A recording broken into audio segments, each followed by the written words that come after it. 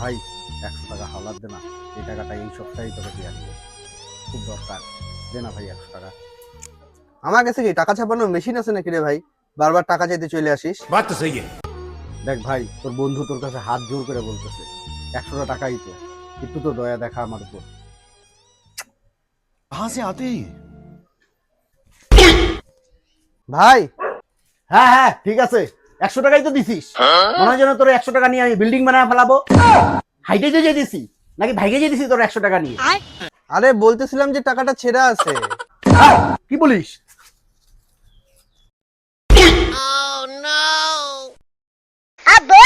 ভাই ভাই ভাই ভাই প্লিজ, ভাই প্লিজ 100 টাকা, ভাই ভাই প্লিজ দে না ভাই, খুব দরকার। শালা গিরগিটির বাচ্চা, ফট।